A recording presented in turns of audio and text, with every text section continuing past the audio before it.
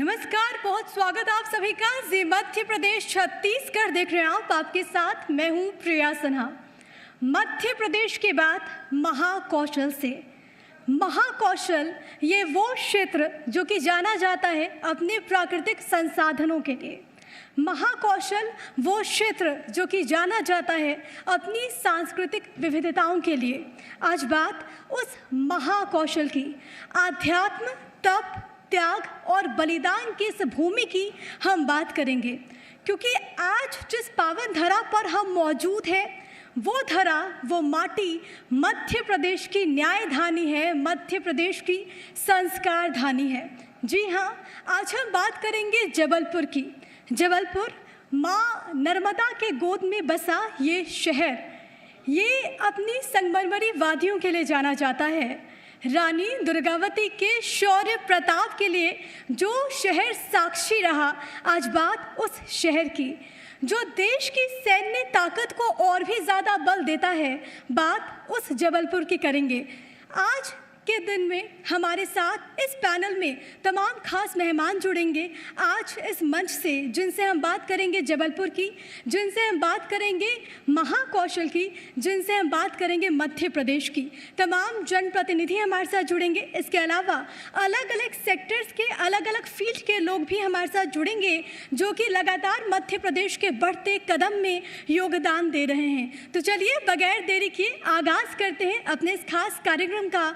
और सबसे पहले एक खास पैनल जिनके साथ हम चर्चा करने वाले हैं, लेकिन उससे पहले अपने सहयोगी दिव्यांश शर्मा को मैं मंच पर इनवाइट करना चाहूँगी इस सत्र के संचालन के लिए, क्योंकि आपके जहन में भी जाहिर है तमाम तरह के सवाल होंगे जबलपुर से जुड़े हुए, महाकौशल से जुड़े हुए, तो वो सवाल पूछे जाएंगे। और दो खास मेहमान किसी परिचय के मोहताज नहीं हैं, तालियों के बीच उनका स्वागत करवाना चाहूँगी। हमारे साथ कांग्रेस के दिग्गज लीडर जो कि जाने जाते हैं, हमारे साथ वो शख्सियत मौजूद हैं, अदालती मामलों के बहुप्रतिष्ठित वो चेहरे। तालियों के बीच स्वागत कीजिए विवेक तन्खा जी का। मैं आपको मंच पर इनवाइट करती हूँ। विवेक तन्खा राज्यसभा सांसद हैं, कांग्रेस पार्टी का एक जाना माना चेहरा। इसके अलावा मैं मंच पर आमंत्रित करना चाहूँगी तरुण भनोट जी को। पूर्व वित्त मंत्री हैं, विधायक हैं तरुण भनोट, जो कि लगातार जनहितैषी विषयों को लेकर सामने आते हैं। हम उनसे चर्चा करेंगे। इस सत्र का आगाज़ करें, लेकिन उससे पहले मैं मंच पर इनवाइट करना चाहूँगी जी मध्य प्रदेश छत्तीसगढ़ के मध्य प्रदेश के मैनेजर सेल्स आनंद जैन जी को, कि वो इन दोनों खास मेहमानों का स्वागत करें, बुके भेंट करके, गुलदस्ता भेंट करके इन दोनों खास मेहमानों का वेलकम करें। क्योंकि देखिए ये पैनल बेहद खास है। एक तरफ वो व्यक्ति जो कि अनुभवों से भरा हुआ है, तो दूसरी तरफ वो शख्सियत जिसमें युवा जोश है। उनसे हम जानने की कोशिश करेंगे तमाम जो विषय हैं, ज्वलनशील विषय हैं, उनसे हम पूछने की कोशिश करेंगे वो तमाम सवाल जो कि आपके जहन में चल रहे होंगे। क्योंकि कांग्रेस पार्टी से ताल्लुक़ रखते हैं तो बात पार्टी की भी होगी, बात संगठन की भी होगी, तो वो तमाम सवाल हम पूछेंगे इन दोनों खास मेहमानों से। Divyansh, over to you. शुक्रिया प्रिया। नमस्ते मध्य प्रदेश, नमस्ते महाकौशल। महाकौशल की धरती से आज हम जो सवाल करने जा रहे हैं उसके लिए बेहद ज़रूरी है कि यहाँ की धरती से जुड़े जनप्रतिनिधि, वो तमाम सीनियर लोग जो दशकों से यहाँ के विकास को देख रहे हैं, यहाँ की खामियों को देख रहे हैं, यहाँ की हर तस्वीर को देख रहे हैं, हम उनसे सवाल करें। और ऐसे ही दो खास मेहमान मंच पर हमारे साथ मौजूद हैं। एक बार फिर से आपका बहुत बहुत स्वागत है। Thank you. विवेक तन्खा जी, मैं आपको ज़रा थोड़ा फ्लैशबैक में ले जा रहा हूँ। रीवा में आपका जन्म हुआ, उम्र 22 साल थी जी। आपको अपने पहले केस के लिए 250 रुपए मिले थे जी। मैं गलत तो नहीं हूँ? बिल्कुल ठीक बात। ठीक है, थोड़ा और आगे जाता हूँ। जब आप 43 साल के थे और आप एडवोकेट जनरल बने थे, एकदम यंग थे उस समय। उसके बाद आप जबलपुर में दो बार लोकसभा चुनाव लड़ा जी। इसी दरमियान आप राज्यसभा सांसद बने जी। इस दौरान आपने कई दशकों से महाकौशल की तस्वीर देखी, कई जिलों को देखा। जो सपना आपने देखा था वो सपना क्या आप साकार होते हुए देख पा रहे हैं? आज के महाकौशल को विकास के लिहाज से आप किस तरह से देख रहे हैं?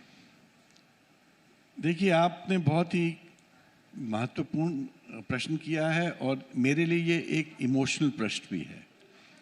मेरा जन्म जरूर रीवा में हुआ, बट मेरी कर्म भूमि जबलपुर ही थी। पढ़ाई लिखाई सब कुछ यहाँ हुआ, दोस्त मित्र सब यहाँ हैं। जो मैं चाहता था जबलपुर को देखना, वो मैं अभी तक नहीं देख पाया। मैं जबलपुर को बॉम्बे दिल्ली तो नहीं कह सकता, बट हैदराबाद तो मान सकता था, अहमदाबाद तो कह सकता था। मतलब मैं चाहता था उस तर्ज में ये मेट्रोपॉलिटन सिटी बने। इंदौर बढ़ता चला गया, भोपाल में ग्रोथ बिकॉज ऑफ कैपिटल होती है, ग्वालियर में पॉलिटिकल पुश है तो कुछ ना कुछ होता रहता है। अब उज्जैन मुझे बहुत बढ़ता दिखता है, मगर ये पूरा जो एरिया है महाकौशल का, उसमें मैं बुंदेलखंड और विंध्य को भी जोड़ता हूँ, ये पूरा एक बहुत बड़ा एरिया मध्य प्रदेश का पिछड़ा भी है और निग्लेक्टेड भी है। आप सोचिए, पॉलिटिकली मैं बोल रहा हूँ, इस पूरे रीजन में कम से कम 100-125 एमएलएस तो होंगे। आप पूछिए मंत्रिमंडल में कितना प्रतिनिधित्व है, 2 या 3? अब पॉलिटिकल कारण दूसरे हो सकते हैं। नहीं सर, पॉलिटिकल डायरेक्शन में मैं आगे जाऊंगा, लेकिन मैं चाहता हूं कि विकास की बात मैं एनर्जेटिक एंड डायनामिक तरुण भनोट जी से भी बात कर लूं जरा। तरुण जी, मेरा सवाल आपसे यह है कि आपके सफर की अगर हम बात करते हैं, पार्षद, विधायक, फिर विधायक, वित्त मंत्री, पूर्व वित्त मंत्री और एक बार फिर से जनप्रतिनिधि के तौर पर आप जनता के बीच मौजूद हैं। पश्चिमी जबलपुर सहित जबलपुर के विकास की जब हम बात करते हैं, कितना सुधार हुआ है, कितना विकास हुआ है और क्या कुछ होना बाकी है? देखिए, मैं आपसे जो भी बात कहूँगा ऑन रिकॉर्ड कहूँगा, बिना तथ्यों के कोई बात नहीं कहूँगा। डेफिनेटली एक पीड़ा हम सब के अंदर है और आज से नहीं है, हमारे बाल्यकाल से सब में है कि जबलपुर को जो उसका हिस्सा और हक मिलना चाहिए था वो नहीं मिला। पुरानी बातें तो ठीक है, क्या हुआ, कहाँ हुआ, वो बहस का मुद्दा हो सकता है। मैं तो बहुत रिसेंट बात आपसे करना चाहूँगा। 15 साल के लंबे अंतराल के बाद माननीय कमलनाथ जी के नेतृत्व में 2018 में मध्य प्रदेश की जनता ने जब सरकार कांग्रेस की चुनी और उन्हें मुख्यमंत्री के रूप में चुना, मुझे वित्त मंत्री के रूप में काम करने का मौका उनके साथ मिला। तनखा साहब यहाँ बैठे हैं। किसी भी चीज़ को आगे बढ़ाने के लिए एक सोच पहले होती है, तो सबसे पहले ये सोचा गया कि महाकौशल की राजधानी हिंदुस्तान के प्राचीनतम शहरों में से एक, जो माँ नर्मदा की कोख में बसा है, जब आदि ऋषि की तपोभूमि, और विनोबा जी की संस्कारधानी जबलपुर को हम इसका खोया हुआ कैसे दिलाए।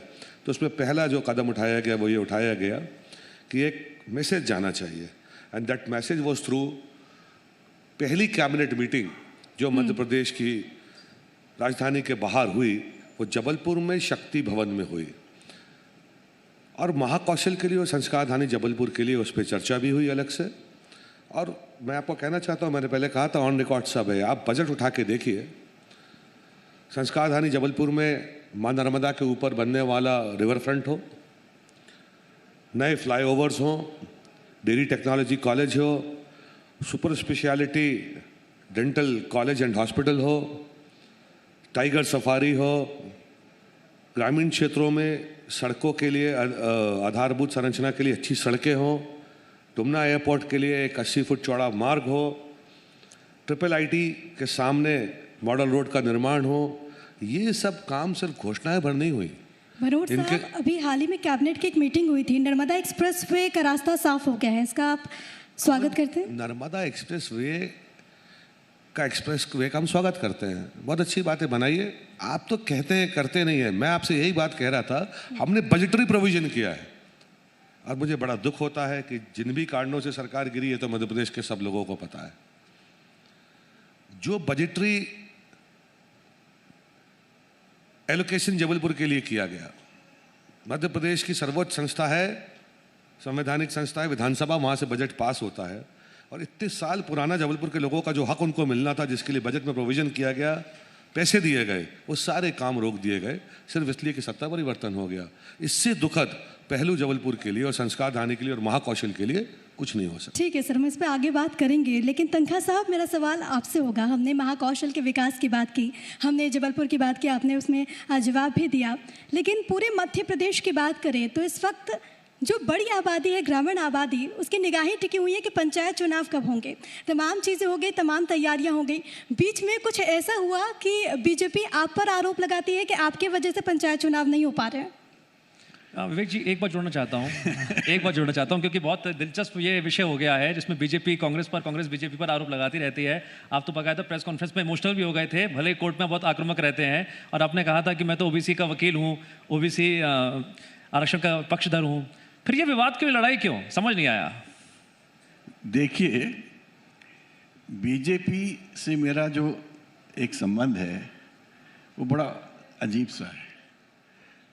ज़्यादातर बीजेपी के लोग मेरे मित्र हैं और मित्र बनना भी चाहते हैं, रहना भी चाहते हैं, और कहीं ना कहीं बड़े,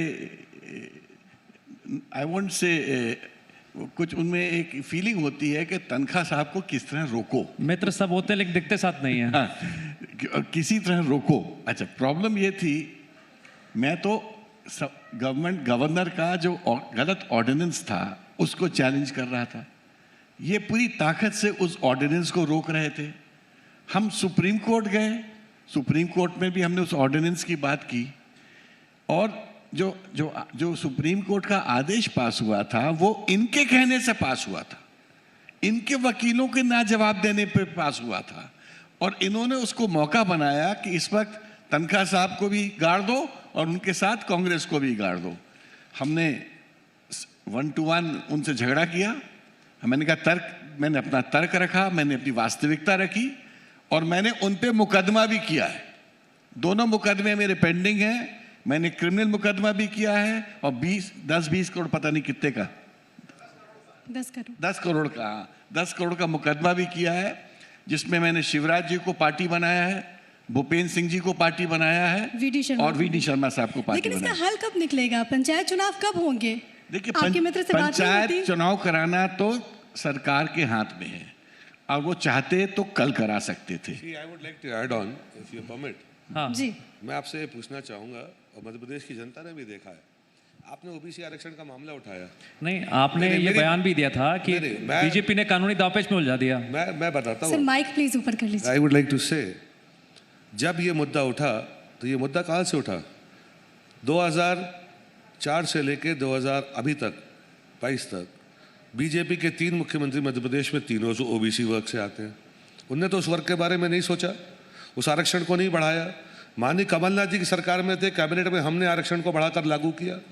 कानूनी दांव पेच में उलझा, वो हमारी मंशा महत्वपूर्ण है। उसके बाद जब वो मामला सुप्रीम कोर्ट में गया, ऑर्डिनेंस वापस आपने क्यों लिया?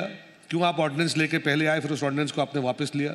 मध्य प्रदेश की विधानसभा में स्थगन प्रस्ताव ओबीसी के ऊपर चर्चा कराने के लिए किसने रखा? क्या बीजेपी ने रखा? ये तो चर्चा ही नहीं करना चाहते थे। जब हमने विरोध किया पिछले विधानसभा सत्र में, उस पर चर्चा हुई, हमने भारतीय जनता पार्टी की सरकार को ये बोला कि आप सरकार के मुखिया हैं, शिवराज जी आप यहाँ बैठे हैं, हम आपके साथ एक मतेन उस प्रस्ताव को पास कराया हमने सर्वसम्मति से। तो हमारी मंशा क्या थी? जो सरकार में बैठा होता है, ये उसका दायित्व होता है कि लागू करे। लागू करने में ये पीछे हटे, ये वोट सबके लेना चाहते हैं, धर्म के नाम पे, जात के नाम पे, मजहब के नाम पर ये काम किसी का नहीं करना चाहते। अब यूपी के इलेक्शन में भी अभी देख लीजिए, संदर्भ नहीं है, गाय, मुसलमान, गोबर, जिन्ना, पाकिस्तान, और इनको कुछ नहीं आता है। जब आपने अभी कहा साथ हैं, तो ये लाइन बड़ी कैची लगती है पॉलिटिक्स से कि हम साथ हैं। इसी एक और मुद्दा इससे जुड़ा हुआ साथ है वाले का, शराबबंदी का। उमा भारती जब शराबबंदी के खिलाफ बयान देती हैं तो आप खुलकर कहते हैं मैं समर्थन में खड़ा हूं। क्या ये सिर्फ बयान तक सीमित है, सियासी तौर पर आप बयान दे रहे हैं, उमा जी, या फिर आप समर्थन देते हुए? उमा जी भारतीय जनता पार्टी के कार्यालय के, उन्होंने कहा था मैं लठ लेके रोड पे निकलूंगी। मैं तो कहता हूँ वो इतनी जहमत भी नहीं उठाएं, वो खड़े हों कि मैं शराबबंदी के खिलाफ हूँ, लठ लेके मैं चले जाऊंगा उनके साथ में। नहीं तो क्या उनके साथ चलेंगे? अकेले नहीं चल सकते? क्या अकेले नहीं चल सकते? देखिए, एक परसेप्शन होता है। आप जब कोई बात कहते हैं उसके पीछे तथ्य होने चाहिए, तरीका होना चाहिए। हो सकता है कि पॉलिटिकल मैसेज देने के लिए कई बातें कही जाती हैं, हम व्यक्तिगत रूप से उस पर बिलीव नहीं करते हैं। अगर कुछ करना है तो उसका तरीका ये नहीं लठ लेके निकलना पड़े। आप एक एक्स चीफ मिनिस्टर हो, सेंट्रल मिनिस्टर रहे हो, आप तो शिवराज जी को बुला के बोलिए शिवराज इसको बंद करो और ख़त्म कर दो। ये एक पॉलिटिकल ड्रामा क्रिएट करना, एक मैसेज ये देना कि शराब तो सरकार बेचे, 3000 की 7000 दुकानें इनडायरेक्ट तरीके से कर दे, और एक लीडर खड़े होकर उनकी पार्टी का ये बोले कि मैं तो लठ लेके निकल पड़ूंगी। I just wanted to clear that perception public के बीच में जो डेवलप हो रहा था, ये झूठ बोलते हैं। करना है तो वो तो 1 मिनट का काम है, एक साइन करना है वल्लभ भवन की अपनी कुर्सी में बैठ के शिवराज सिंह जी को कि तत्काल रूप से शराबबंदी की जाती है। उमा जी जाके लिखवा दे और करवा दे, आज बंद हो जाएगी। इस सवाल पे मैं एक और चीज़ ऐड ऑन करना चाहूँगी। बीते साल आपका एक बयान सामने आया था, इसमें आपने कहा था कि मोदी सरकार मैं चाहे ये करूँ, मैं चाहे वो करूँ, मेरी मर्जी, इसके तहत काम करती है। क्यों लगता है आपको? आपको नहीं लगता है? सच बोलिए। कितने आपको क्या बेरोजगार, लगता है? मैंने आपसे सवाल पूछा। कितने बेरोजगार सड़क पे घूम रहे हैं? पत्रकारों को कुछ नहीं लगता, जो आप कहते हैं वही हमें लगता है। नहीं, आप कह नहीं पाएंगे। ये माहौल है देश में अभी, हम लोग चाहते हैं खुल के हम लोग इस पे बात करें। हम बात करने के लिए हमने यहाँ नहीं, मैं आपकी भावनाओं को समझ रहा हूँ अंदर से। मेरा कहना यह है, आप किसी की सुनते नहीं हैं, और उसका सबसे बड़ा उदाहरण जो कांग्रेस पार्टी और अखिलेश जी बार बार कह रहे हैं यूपी में, काका गए, मतलब काले कानून गए। जब संसद में लोग विरोध कर रहे थे, किसानों के प्रतिनिधि मंडल आपसे आके कह रहे थे ये किसानों के हित में नहीं है, इसको नहीं करिए, तो आपने उनको लागू किया। 750 किसान हमारे शहीद हुए। गर्मी, पानी, लू, बरसात, सब में उनकी वो करते रहे। आप तो कील ठोक रहे थे। कहीं आप उनको पाकिस्तानी बताते थे, कहीं आप उनको आतंकवादी बताते थे, कहीं आप उनको खालिस्तानी बताते थे, कहीं आप उनको आंदोलन जीवी बताते थे। और बाद में आपने ये कहा, नहीं पूरा जवाब सुन लीजिए, कि हम इन काले कानूनों को वापस लेते हैं। ये बात नहीं हुई। मेरी मर्जी से ये देश नहीं चलेगा। ये देश सबको साथ में लेकर, हर व्यक्ति की छोटे से लेकर बड़े तक की समस्याओं का निदान करते हुए और एक अच्छा माहौल बनाते हुए सद्भाव का देश में चलेगा। विपक्ष के लोग आपके खिलाफ कुछ बोलते हैं, आप बोलते हैं पाकिस्तान चले जाओ। तरुण जी, अरे हमने तो भारत की आजादी की लड़ाई लड़ी, हमने बांग्लादेश बनाया, हम पाकिस्तान जाएंगे कि आप पाकिस्तान की मर्जी भी जान लेते हैं जरा। विवेक जी की मर्जी भी जान लेते हैं। और मैं जिक्र कर रहा हूं एआईसीसी के लीगल सेल अध्यक्ष पद क्या, जिसका आपने इस्तीफा दे दिया था, और आपने कहा था कि नए चेहरे सामने आए, जिम्मेदारी निभाएं। क्या आपका ये बयान मौजूदा परिस्थितियों में मध्य प्रदेश कांग्रेस के लिहाज से भी सटीक बैठता है? क्या आप मध्य प्रदेश कांग्रेस में भी कुछ इस तरह का बदलाव चाहते हैं कि नए चेहरे सामने आए? कमलनाथ जी एग्जैक्टली वही कर रहे हैं। अब आप जब देखेंगे डिस्ट्रिक्ट लेवल में जो वो चेंजेस ला रहे हैं, वो नए लोगों को ला रहे हैं। तो मैंने जो बोला वो गलत नहीं बोला था, और कमलनाथ जी हम लोगों के सबसे सीनियर मोस्ट लीडर हैं। बट हम चर्चा जबलपुर की कर रहे थे। मैं आपको ये बताना चाहता हूँ, बेसिकली देखिए 3 पहलू होते हैं किसी भी डेवलपमेंट के। एक होता है एजुकेशन, दूसरा होता है इंफ्रास्ट्रक्चर, और तीसरा होता है प्रोडक्शन। एजुकेशन का जबलपुर हब होता था। 60 के और 70 के दशक में लोग बाहर से जबलपुर पढ़ने आते थे। अब जबलपुर के लोग बाहर पढ़ने जाते हैं। आप पूना जाइए, कम से कम 10,000 बच्चा जबलपुर का पूना में आपको मिलेगा। जबलपुर में हॉस्पिटल्स का अभाव है। और जो जबलपुर में इंस्टीट्यूट्स है वो ये कहते हैं कि बाहर से बच्चे हमारे यहाँ पढ़ने आते हैं। कौन कहते हैं? जो इंस्टीट्यूट्स यहाँ पर हैं, इंजीनियरिंग इंस्टीट्यूट्स। नहीं, वो आते हैं आसपास, नरसिंहपुर, मंडला, डिंडोरी। मैं आपको बता रहा हूँ दूसरे स्टेट्स की। नंबर 2, एक ट्रेन भर के मरीज रोज यहाँ से नागपुर जाता है। हॉस्पिटल्स नहीं है जो कि क्रिटिकल केयर कर सकते हैं। इंडस्ट्री नहीं है जो एम्प्लॉयमेंट दे सकती है। मैं तो लोगों से कहता था कि अगर इस तरह से जबलपुर चलेगा तो this will become like an old age home. मतलब बच्चे जाएंगे बाहर, माता पिता रहेंगे जबलपुर में। मैं बार बार जबलपुर के बारे में ये बोलता हूँ कि जबलपुर संसाधनों से घिरा हुआ है। You could make it a world tourism hub. मतलब आप देखिए, एक तरफ पेंच है, एक तरफ बांधवगढ़ है, एक तरफ कान्हा है।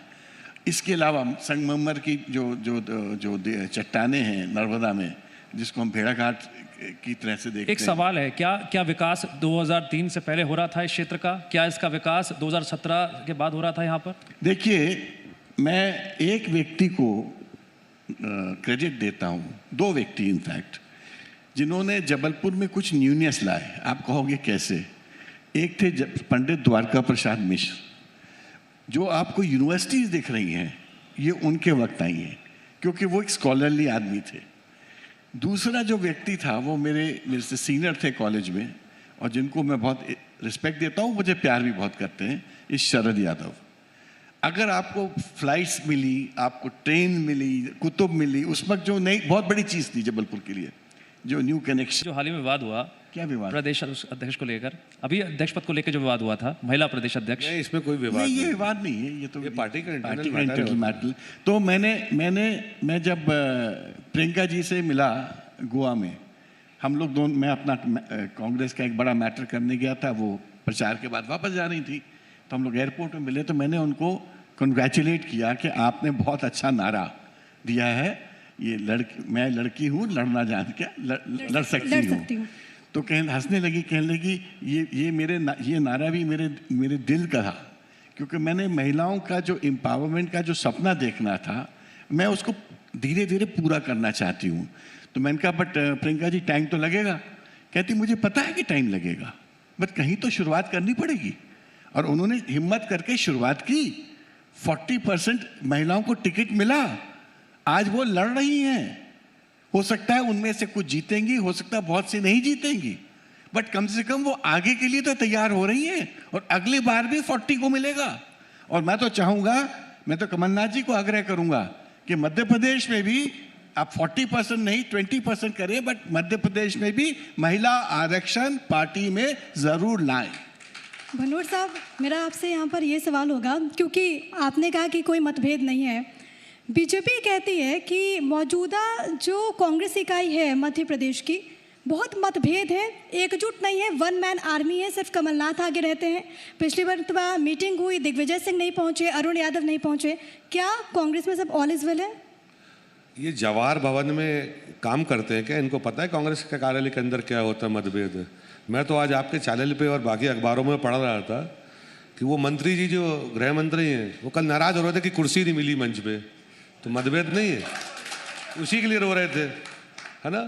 तो कहीं कोई स्टेटमेंट ये देते हैं, कहीं कुछ काम ये करते हैं। कांग्रेस एक लोकतांत्रिक पार्टी है, हमारे ऊपर किसी हाफ पैंट या फुल पैंट का राज नहीं चलता है। जिसके मन में जो आता है वो अपनी बैठक में बात कहता है। कई बार मनभेद नहीं, मतभेद होते हैं, विचारों में होने चाहिए, डेमोक्रेसी है। आपकी और आपकी भी नहीं पट सकती है ना? ये तो पॉसिबल होता है हर ऑर्गेनाइजेशन में, तो पटती है, तो डेमोक्रेसी नहीं है शायद। तो मैं ये मानता हूँ मजबूत डेमोक्रेसी वहाँ होती है जहाँ मतभेद हो, पॉजिटिव हो, और उनका झगड़े के बिना आपसी बातचीत से एक दूसरे के मुद्दों पे सहमत होते हुए निचोड़ निकले। ये कह देना, मैं झूठ बोलता नहीं हूँ कि पार्टी में डिफरेंसेस नहीं होते। क्यों नहीं होते? सब पार्टीज में होते हैं और होने भी चाहिए। वो सब आदमी, हर व्यक्ति जो रहता है वो अपनी बात को रखना चाहता है, उसका नज़रिया अलग होता है, उसका फीडबैक अलग होता है, उसका जो लोगों से बोलचाल मेलजोल होता है, लोगों के मुद्दे होते हैं, सब अपने अपने क्षेत्र के लेके जाते हैं। तो ये तो पॉजिटिविटी है। यही तो कांग्रेस ने 70 साल में दिया है जो 7 साल में इन्हें छीन लिया है। यही तो 70 साल में इस देश को कांग्रेस ने दिया था। ये बोलते क्या किया? हर आदमी अपना विचार रखे, स्वतंत्र भाव से रखे, उस पर चर्चा हो और उसका हल निकले। फिर वही बात आपने मेरी दोहरा दी। हम वो वाले थोड़ी है कि मेरी मर्जी, मैं चाहे ये करूं, मैं चाहे मीटिंग में क्यों नहीं पहुंचते? फिर मीटिंग में क्यों नहीं पहुंचते? आपको कैसे पता मीटिंग में किसको आना था, किसको नहीं आना था? ये नरोत्तम मिश्रा जी को पता था या वीडी शर्मा को पता था? जिसको मीटिंग में बुलाया वो मीटिंग में आया। बहुत सारी बैठकें ऐसी होती है जिसमें मुझे नहीं बुलाया जाता, मैं नहीं जाऊंगा, है ना? और इनको इतना शौक है, बता दें ये कांग्रेस की मीटिंगों का ख्याल रखना चाहते हैं, हम इनको आमंत्रण देंगे, हमारी बैठकों में आके शामिल हो। देखें हम लोग राष्ट्र के बारे में, राष्ट्रवाद के बारे में, पब्लिक की समस्याओं के बारे में किस प्रकार से बात करते हैं, वहां से सीखें और अनुसरण करें। हम इनको भी आमंत्रित कर लेंगे, पूछ लीजिएगा इनसे। ठीक है सर, गुटबाजी की बात हो रही तो विवेक जी बेहतर तरीके से बता पाएंगे। गुटबाजी की बात नहीं, गुटबाजी शब्द आप लाते हो, ये मीडिया का क्रिएशन है। ठीक है, हो सकता है विवेक भाई और मैं साथ में बैठे हैं, जबलपुर के विकास के बारे में, ही इज माय सीनियर, इनका सोच कुछ और हो, मेरा सोच भी है। मुद्दा क्या है? जबलपुर का विकास। हो सकता है सोचने का तरीका अलग अलग हो, पर जब ऐसा कुछ होगा या होता है, हम बैठते हैं, बात करते हैं, एक दूसरे को कन्विंस करते हैं, और जो संस्कारधानी जबलपुर के हित की सबसे बड़ी मजबूत पहलू निकल कर आता है उसको मान लेते हैं। तो उसमें आप क्या बोलेंगे? मेरे तनखा जी से मतभेद है, डेमोक्रेसी है। ठीक है, कांग्रेस का काम करने का तरीका है। ठीक है, गुटबाजी का आरोप मैं लगा रहा हूं, बीजेपी आप पर लगाती है और उसका आप लगातार जवाब भी देते हैं। हम जवाब नहीं देते, आप पूछते हो तो देते, इनकी बात का क्या जवाब दें? ठीक है, हम इनका कोई जवाब नहीं देते। विवेक जी, आपने कई मुख्यमंत्रियों का कार्यकाल देखा है। विद्याचरण शुक्ल बहुत करीब थे आपके, आप भी उनके बहुत करीब थे। उनके जो भाई थे श्यामाचंद जी भी बहुत करीब थे, वोरा जी भी बहुत करीब थे। आपने अर्जुन सिंह का कार्यकाल देखा, आपने दिग्विजय सिंह जी का कार्यकाल देखा, आपने कमलनाथ जी का कार्यकाल देखा। सबसे बेहतर कार्यकाल आपको किसका लगा? सबसे ज्यादा विकास किस कार्यकाल में हुआ? ये आपने एक बहुत अच्छा प्रश्न मुझसे पूछा, मैं आज इसका सच्चा जवाब दूंगा। मैं मध्य प्रदेश का सबसे सक्सेसफुल चीफ मिनिस्टर किसको मानता हूं, आपको मालूम है? अर्जुन सिंह। ये जितने आपको जो इंडस्ट्रियल बेल्ट दिख रहा है मध्य प्रदेश में, ये उनकी देन है। चाहे भोपाल, इंदौर, जबलपुर, मतलब जितने इंडस्ट्रियल ये साड़ा वाड़ा जितना बना है, जितने कल्चरल आपको बड़े बड़े भारत भवन और ये सब जो चीज़ें दिखती हैं, ये सब उनकी देन है। अर्जुन सिंह जी एक बहुत बड़े फिलोसफर और थिंकर थे। मैं तो उनके सामने वक्त बहुत यंग था, छोटा था। हमको आज एक छोटी सी घटना याद है। 1982 में वो चंद्रमोहन जी के घर में डिनर पे आए, मैं भी था, 2-3 साल की प्रैक्टिस थी मेरी। तो हंस के उन्होंने, चंद्रमोहन जी ने अर्जुन सिंह जी को बोला कि सर विवेक आजकल सरकार की बहुत आलोचना करता है, मतलब जैसे होता है लॉयर का। तो हंस के मालूम क्या बोले वो, कहते हैं I am happy that he is doing it because this is the best way to come forward. मतलब आपको एज अ वकील अगर आगे बढ़ना है तो सरकार की तो आलोचना आपको करनी पड़ेगी। मतलब his length of understanding was marvellous. मैं तो सोचता था कि एक दिन शायद वो और बड़े पदों पर जा सकें, नहीं जा पाए। बट अगर मध्य प्रदेश की किसी ने परिकल्पना करके डेवलपमेंट किया है, that was mister Arjun Singh. अब देखिए यहीं पे विचारों में अंतर आता है जो हम कह रहे थे, कांग्रेस में ही हो सकता है। मैं कांग्रेस के जितने मुख्यमंत्री हैं सबका आदर सम्मान करता हूँ, सबने बेहतर काम किया, but I might not agree कि that he was the best chief minister. I might have my own choice. ये डेमोक्रेसी है ना। ठीक है, ये हक भी शिवराज जी बनता के है खिलाफ आपको। कोई बोल सकता है मंच में बाजू में बैठ के? या अगर यहाँ पे तनखा जी की जगह बीजेपी के एमपी बैठे हो तो यहाँ उनका एमएलए बैठा होता, बोल सकता था क्या? ये कांग्रेस में और भाजपा में अंतर है और यही इस देश की ताकत है। ठीक है, बीजेपी का की तो ये टैगलाइन है पार्टी विद अ डिफरेंस। लेकिन मेरा सवाल तरुण जी आपसे यहाँ पर ये होगा, क्योंकि तमाम चीज़ों के बारे में हम जिस तरीके से बात कर रहे हैं, लेकिन एक सवाल बहुत ज़्यादा महत्वपूर्ण ये हो जाता है, 2023 चुनाव को लेकर पार्टी एक्टिव मोड में है, कांग्रेस भी बीजेपी भी। एक तरफ घर घर चलो अभियान, दूसरी तरफ बूथ विस्तारक अभियान, कौन जीतेगा? जनता जीतेगी, बेरोजगारी हारेगी, महंगाई कौन हारेगी, किस पे भारी? सिलेंडर की कीमत कम होगी, लोगों को रोजगार मिलेगा, किसानों का कर्जा माफ होगा। ये कौन करेगा? ये किसने किया? कांग्रेस ने किया। तो कांग्रेस जीतेगी, जनता जीतेगी, 2023 में हमारी सरकार बनेगी। विवेक जी, कांग्रेस के सामने सबसे बड़ी चुनौती क्या है 2023 में? देखिए कांग्रेस, जो मैं क्योंकि खुल के बोलता हूँ इन बातों पे, और Tarun would be more politically correct. I may not be very politically correct because मेरी सोच थोड़ी इंडिपेंडेंट भी है, ऑब्जेक्टिव भी रहती है। तो मेरा कहना है कि कांग्रेस टू विन, और for any party to win, not only Congress, for any party to win, you have to have a new idea. अब जो वही पार्टी चुनाव जीतेगी इंडिया में, स्टेट्स में या कहीं, which brings in a new idea, और जो पार्टी अपने स्टेट में या नेशनली न्यू आइडियाज़ को पब्लिक तक ले जा पाएगी और एक्सेप्ट करा पाएगी, वही पार्टी चुनाव जीतेगी। बिल्कुल। तरुण जी और विवेक जी, मैं तो ये कहूँगा, कुर्सी आती है जाती है, विकास होते रहना चाहिए। महाकौशल हो, मध्य प्रदेश हो, विकास के पहिए यूं ही चलते रहने चाहिए। आप दोनों का बहुत बहुत शुक्रिया। Over to you Priya.